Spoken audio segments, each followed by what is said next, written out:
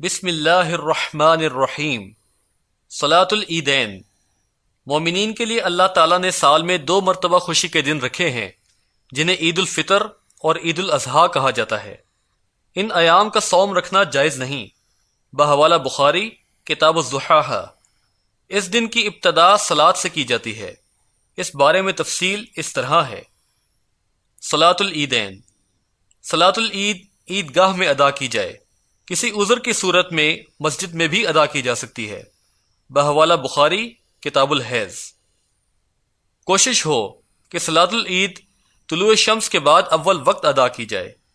بحوالہ سنن الکبری بہقی کتاب الضحیٰ و ابو داود کتاب الصلاۃ۔ صلاۃ العید کے لیے نہ اذان کہی جائے اور نہ ہی اقامت۔ بحوالہ مسلم کتاب صلاۃ العیدین۔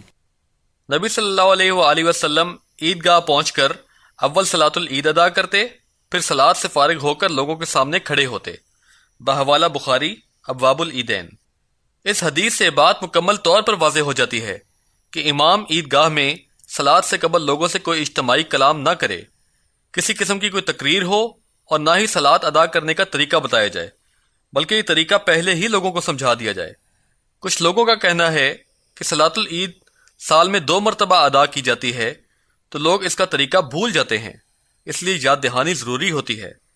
عرض ہے کہ صحابہ کرام بھی عید کی صلاۃ سال میں 2 مرتبہ ہی پڑھا کرتے تھے، لیکن نبی علیہ السلام کا عید کی صلاۃ سے قبل اس کا طریقہ بتانے کی کوئی دلیل نہیں ملتی۔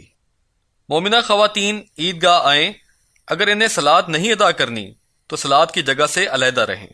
بحوالہ بخاری ابواب العیدین۔ عیدگاہ میں امام کے سامنے سترہ قائم کیا جائے، جیسا کہ نبی علیہ السلام کے سامنے قبلہ رخ برچھی گاڑی جاتی تھی جو سترہ بن جاتی تھی۔ بحوالہ بخاری ابواب العیدین۔ صلاۃ العید صرف 2 رکعت ہے، اس سے قبل اور اس کے بعد عیدگاہ میں کوئی صلاۃ نہیں۔ بحوالہ بخاری ابواب العیدین۔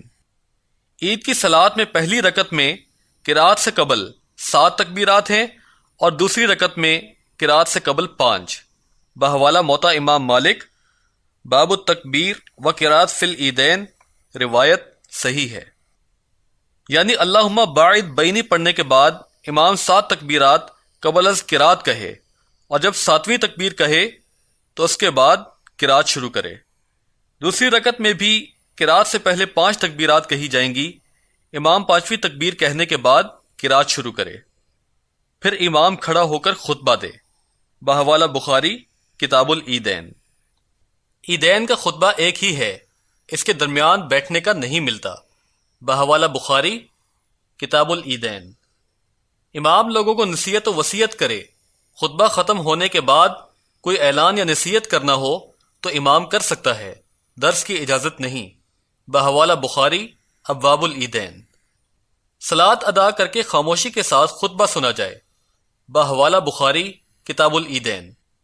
عید کی صلاۃ مکمل ہو گئی، اس کے بعد ہاتھ اٹھا کر دعا نہ کی جائے، کیونکہ نہ یہ کام نبی صلی اللہ علیہ وآلہ وسلم سے ثابت ہے اور نہ ہی کسی صحابی سے یہ عمل ثابت ہے۔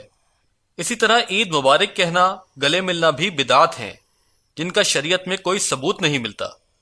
تقبل اللہ منا و منکم والی روایات سندن ضعیف ہیں، البتہ شواہد سے اس کا ثبوت ملتا ہے۔ اب واپسی پر اپنا رستہ تبدیل کر کے جائیں، کیونکہ نبی صلی اللہ علیہ وآلہ وسلم عیدگاہ سے واپس جاتے تو رستہ تبدیل کر کے جاتے۔ بحوالہ بخاری کتاب العیدین۔ اگر عید جمعہ کے دن کی ہو تو دور سے آنے والوں کو جمعہ کی صلاۃ میں حاضری سے مستثنیٰ قرار دیا جا سکتا ہے۔ بحوالہ بخاری کتاب الضحیٰ۔ عیدین پر تکبیرات۔ عیدگاہ جاتے ہوئے تکبیرات بلند آواز کے ساتھ پڑھیں۔ صحابہ رضی اللہ عنہم بازاروں میں بھی تکبیرات زور سے پڑھا کرتے تھے۔ بحوالہ بخاری کتاب العیدین۔ عیدگاہ میں بھی مرد و خواتین تکبیرات پڑھیں۔ بحوالہ بخاری ابواب العیدین۔ عیدگاہ کی یہ تکبیرات انفرادی ہیں، اسے اجتماعیت کے ساتھ نہ پڑھا جائے اور نہ ہی کوئی ایک فرد کھڑا ہو کر سب کو یہ تکبیرات پڑھائے۔ اس قسم کا عمل احادیث سے ثابت نہیں۔ تکبیرات کے الفاظ: اللہ اکبر، اللہ اکبر، لا الہ الا اللہ، واللہ اکبر، اللہ اکبر، وللہ الحمد۔ عید کے دن خوشی کی محفلیں منعقد کی جا سکتی ہیں۔ بحوالہ بخاری کتاب العیدین۔ الحمدللہ، یہ موضوع اپنے اختتام کو پہنچا۔